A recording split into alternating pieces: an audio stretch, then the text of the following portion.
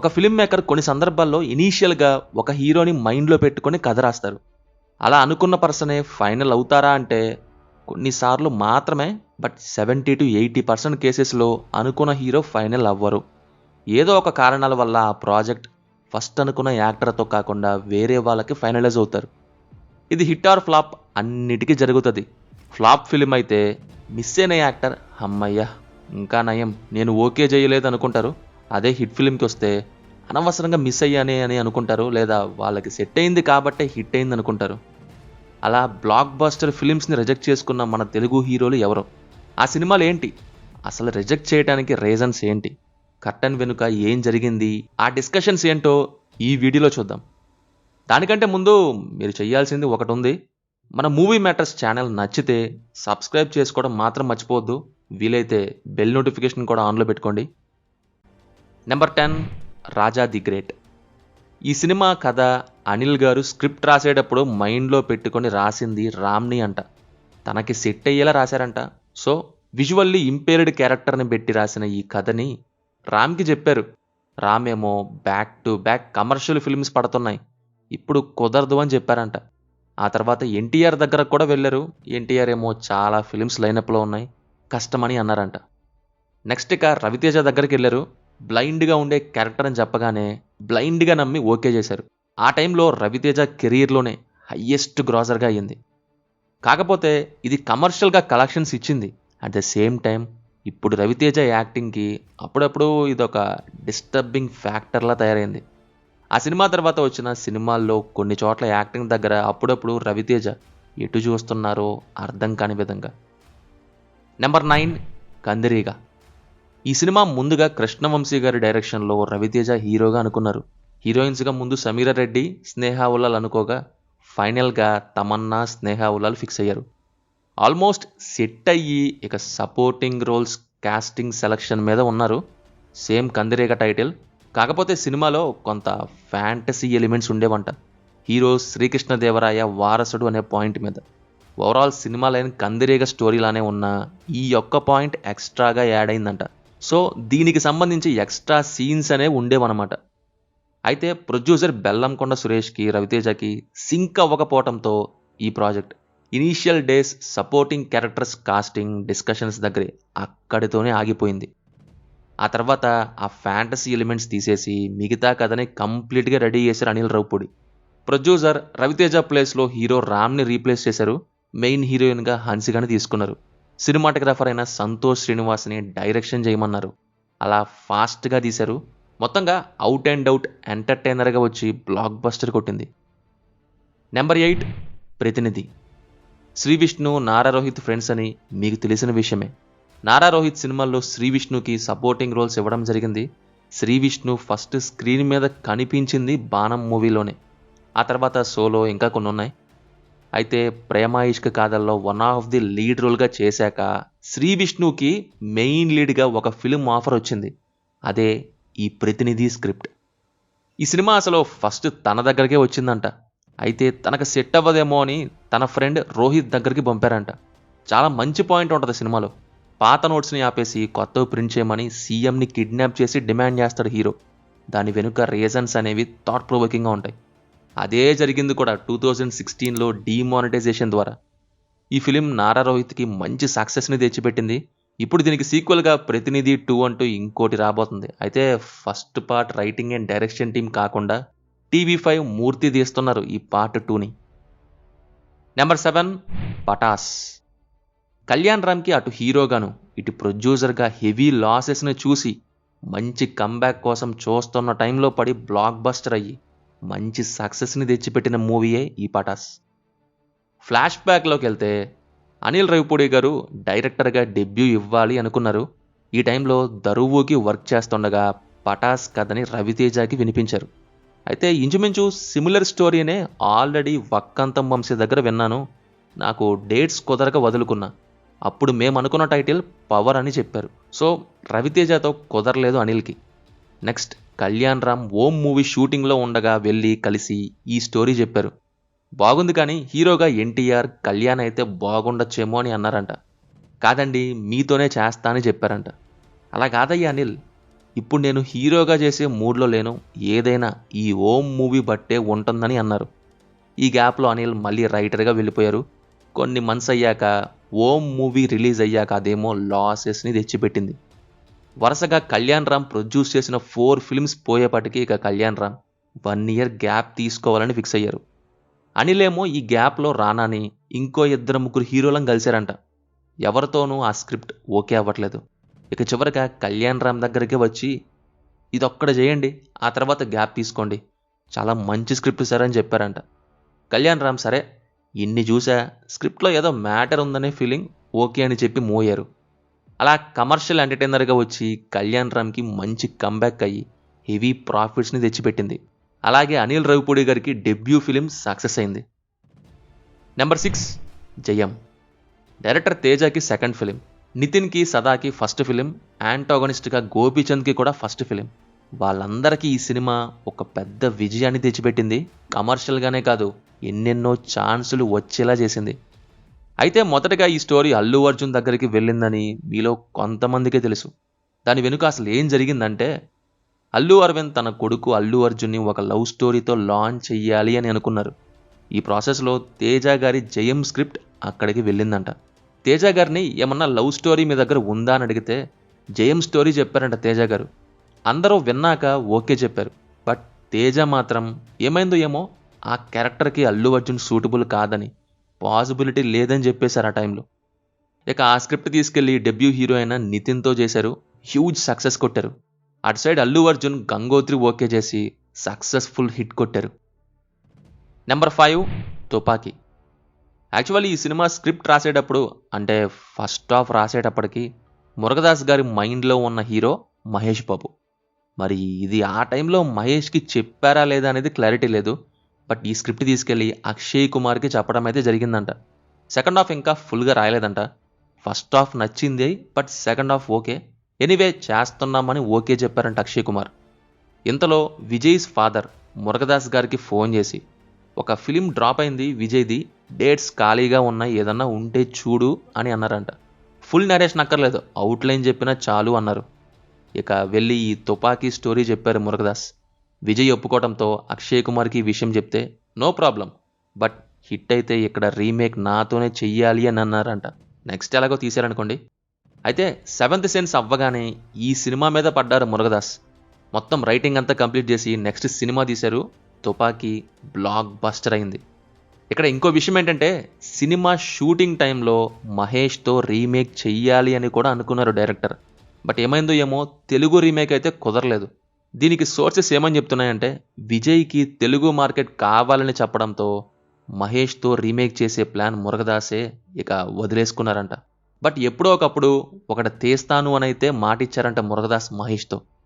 ఆ తర్వాత మాటిచ్చినట్టే థ్రిల్లర్ బ్యాక్డ్రాప్తో స్పైడర్నే దింపారు. ఆ ఎలివేషన్ గ్లిమ్స్కి సెట్ అయ్యే స్పైడర్ కాదు కదా, స్పైడర్ వెబ్ కూడా కనపడలేదు మూవీలో. స్పైడర్ బదులు మహేష్ తుపాకీయే చేసుంటే బాగుండేది అనిపించింది. ఆ తర్వాత పర్ఫెక్ట్గా సెట్ అయ్యే మూవీ ఆయనకి. ఎనీవే ఫ్యూచర్లో స్పైడర్ని మర్చిపోయేలా ఏదైనా చేస్తే బాగుండు Murugadoss. Number 4 Darling. Karunakaran's first movie Tholi ప్రేమ.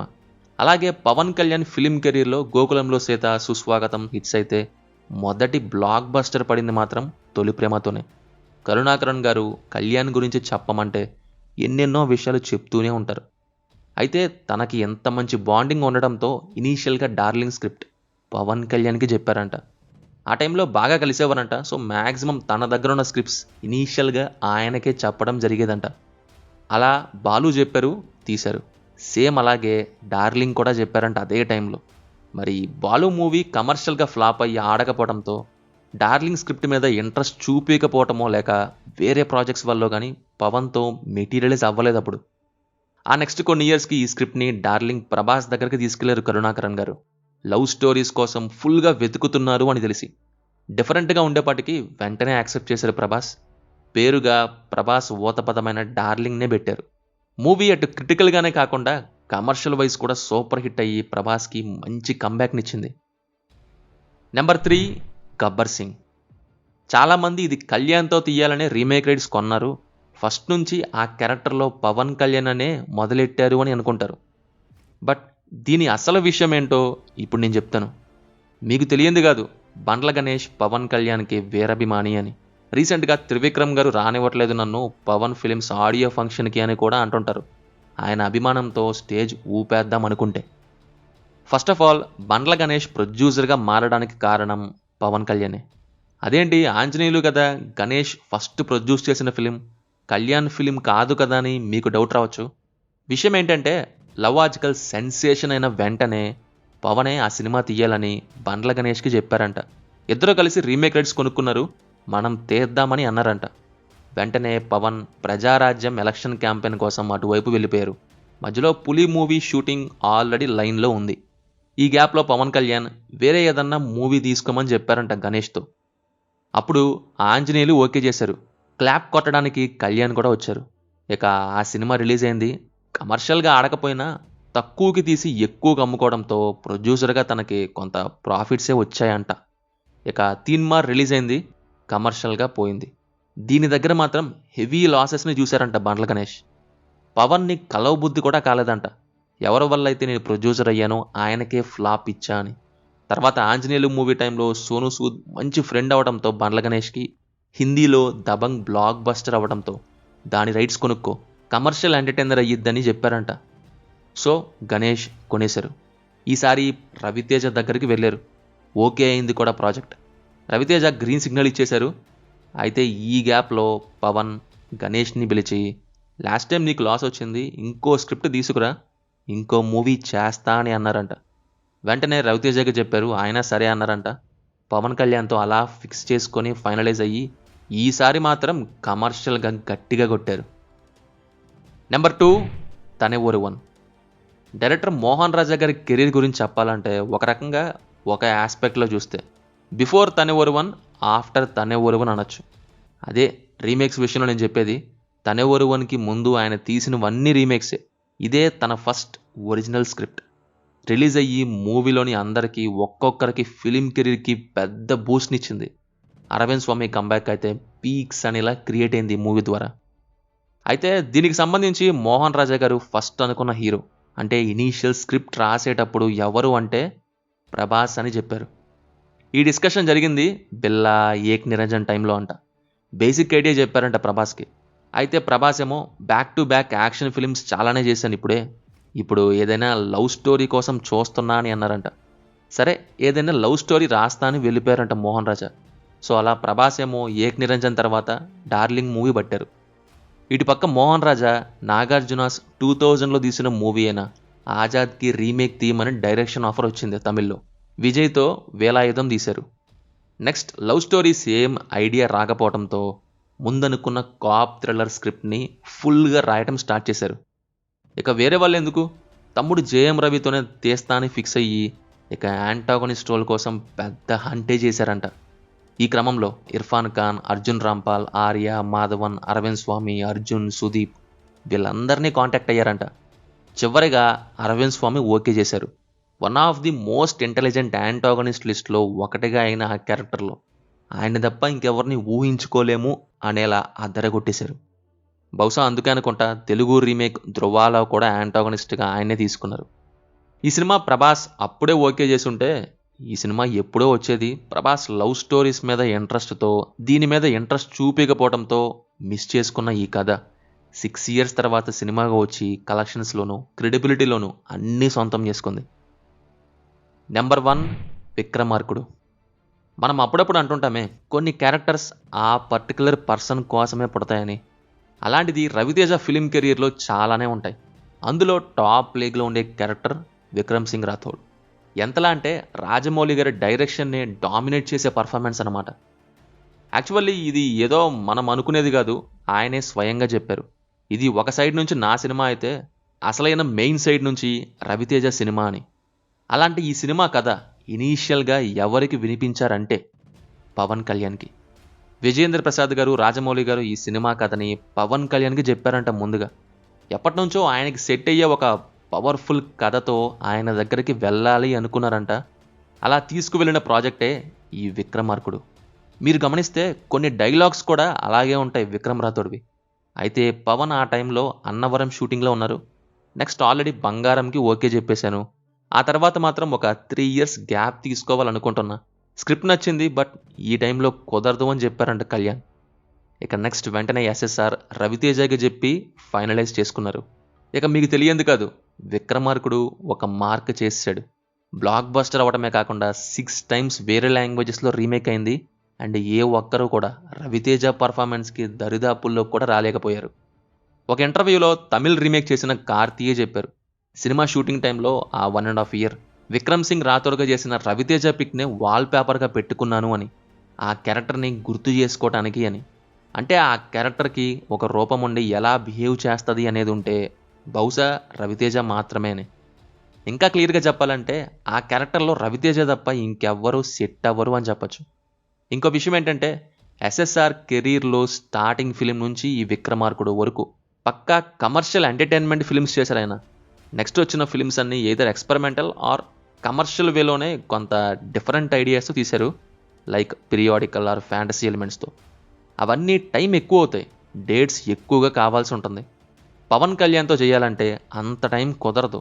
ఇంకా పొలిటికల్ ఎంట్రీ, వీటన్నిటి వల్ల ఆ తర్వాత జక్కన్న ఏ స్టోరీ కూడా కళ్యాణ్కి చెప్పలేదు.